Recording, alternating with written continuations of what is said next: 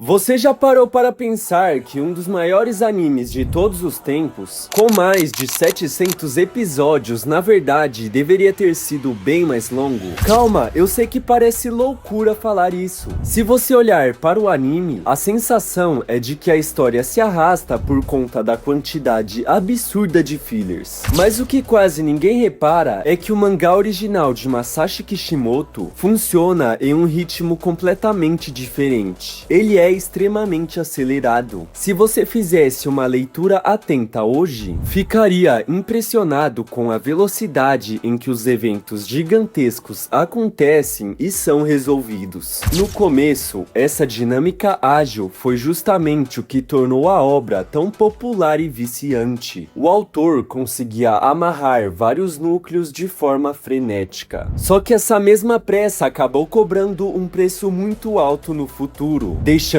buracos profundos no desenvolvimento daquele universo rico.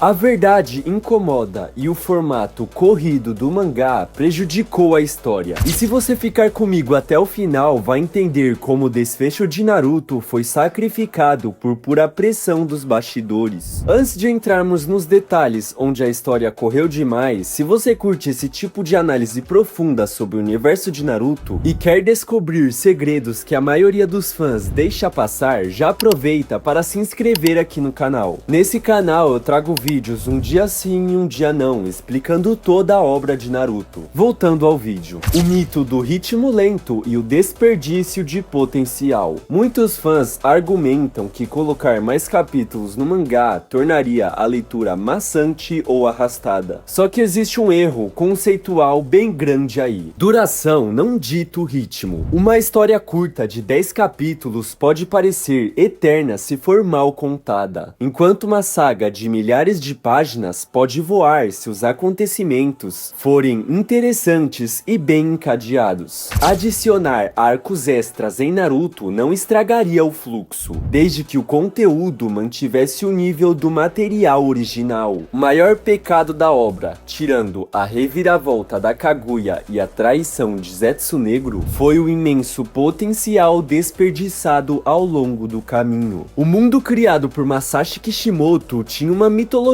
vasta, mas vários aspectos de construção de mundo e evolução de personagens secundários foram ignorados para manter a narrativa andando rápido. E não, os episódios fillers do anime não resolvem o problema. Existem vários fãs que defendem histórias paralelas dizendo que elas expandem o universo, mas a realidade é que a grande maioria é fraca e inconsequente. A maior parte desses episódios rompem completamente a imersão e não adiciona nada ao canone. Quem acompanhava os lançamentos semanais lembra o quão frustrante era parar a história principal para assistir às missões bobas. A transição da primeira fase para o Shippuden, por exemplo, foi recheada com temporadas inteiras de materiais de baixa qualidade que destruíram o peso dramático da despedida de Sasuke no Vale do Fim. Como essas produções de estúdio não podiam alterar os status da obra e não contavam com a escrita direta do autor, elas jamais alcançaram o nível do mangá. Se esses enredos tivessem sido planejados originalmente no papel, eles teriam peso real, gerando consequências genuínas para o mundo shinobi.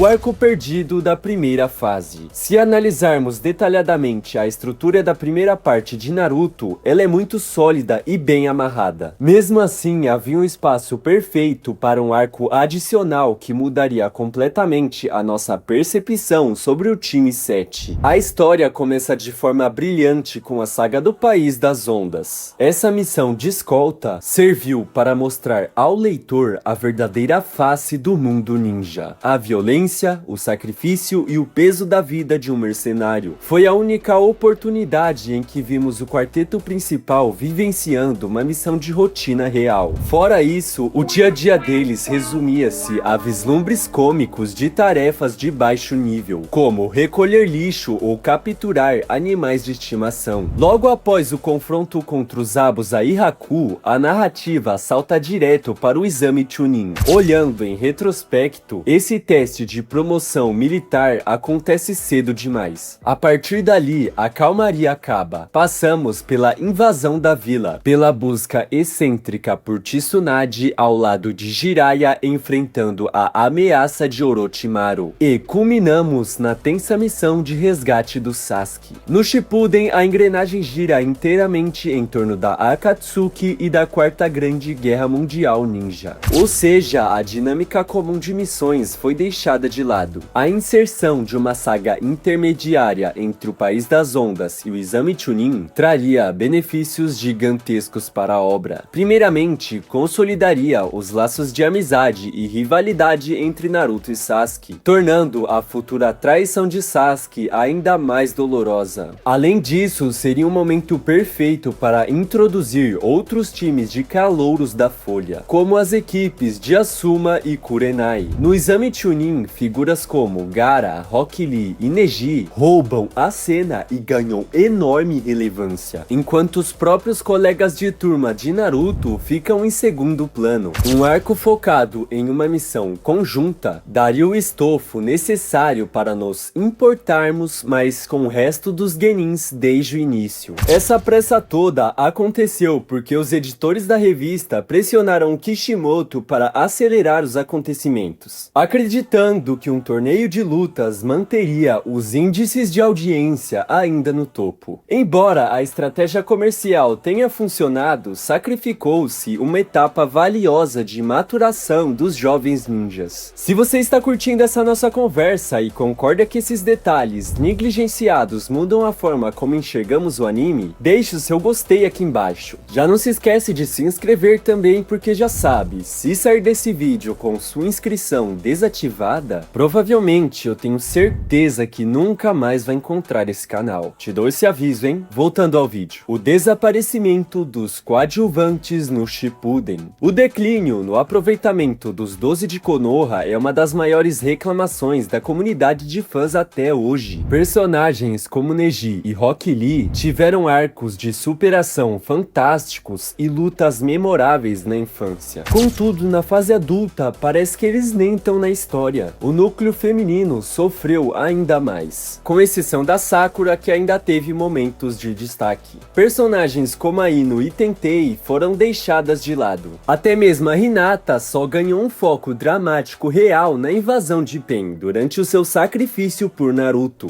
No fim das contas, Shikamaru Nara foi o único coadjuvante a receber um arco de desenvolvimento verdadeiramente maduro e satisfatório, impulsionado pelas perdas de Asuma e pela vingança contra Hidan. O autor até tentou distribuir as equipes ao longo das primeiras sagas do Shippuden. Colocou o time Gai no resgate do Kazekage, o time Asuma na caçada aos imortais da Akatsuki e o time Kurenai na busca por Itachi. Mas na prática, as ações deles foram pouco relevantes. O time Gai passou o arco inteiro enfrentando clones de si mesmos em uma das lutas menos inspiradas da série. Choji e Ino não conseguiram dar o suporte de impacto contra Kakuzu. Durante a busca por Itachi, o time 8 acabou não desempenhando nenhuma função narrativa crucial. No ataque de Pen, a vila, que deveria ser o ápice da união de Konoha, o time Gai, por algum motivo, foi mandado para fora da vila em alguma missão para que a escala de poder de Pen não fosse sufocada pela presença deles. A solução ideal seria dar mais espaço de tela para que esses ninjas tivessem participações e confrontos reais nessas sagas. No entanto, expandir essas lutas dentro dos arcos existentes corria o risco de quebrar o ritmo das tramas principais, que precisavam avançar com rapidez. O curioso é que o Kishimoto já tinha provado que sabia balancear perfeitamente um elenco numeroso, como fez com maestria no resgate do Sasuke na primeira fase. O desinteresse em repetir a fórmula no Shippuden tem uma justificativa histórica dos bastidores. Originalmente, o autor planejava matar o Neji e Choji ainda na primeira fase, base durante os seus respectivos combates no Arco do Resgate. Ele acabou mudando de ideia na época, por acreditar que poderia utilizá-los no futuro. Como o destino final daqueles guerreiros era o sacrifício precoce, o Kishimoto não tinha um plano de longo prazo traçado para eles no Shippuden, o que resultou no esvaziamento de suas jornadas. Quando Neji finalmente morre na Quarta Guerra, o impacto emocional é reduzido, porque o leitor passou centenas de capítulos sem ver o personagem fazer nada significativo. A melhor alternativa para contornar isso teria sido a criação de mini-arcos focados, semelhantes ao clássico Kakashi Gaiden, que narrou o passado de Kakashi e Obito de forma enxuta e impactante entre duas fases do mangá. O autor também revelou que tinha o desejo de escrever volumes inteiros dedicados exclusivamente a outras grandes vilas ocultas, como a névoa, a pedra e a nuvem, permitindo-nos ver de perto o funcionamento de outras sociedades ninjas. Infelizmente, o corpo editorial da Shonen Jump vetou a ideia, temendo uma queda do dinamismo na publicação, o clímax apressado e a falta de respiro. O verdadeiro gargalo de Naruto não está nas batalhas iniciadas da guerra, que, apesar das críticas aos confrontos contra os irmãos Ginkaku no mangá, duraram um espaço de tempo aceitável em torno de 35 capítulos. O problema real no ritmo manifestou em dois momentos específicos de extrema pressa editorial. O primeiro ocorreu na luta de Naruto contra o Kakuzu. O arco da Katsuki vinha excelente, mas quando Naruto surge dominando o Rasen Shuriken, o combate é encerrado abruptamente em apenas 2 capítulos. Um vilão lendário com quase 90 anos de experiência foi derrotado de forma simples por um truque básico de clones da sombra. Essa correria aconteceu porque Kishimoto estava debilitado fisicamente e acabou hospitalizado durante a produção desse bloco, sendo pressionado pelos editores a encerrar logo o confronto para preservar sua saúde. O segundo e mais grave cenário de pressa ocorreu em toda a reta final após a queda da Kaguya.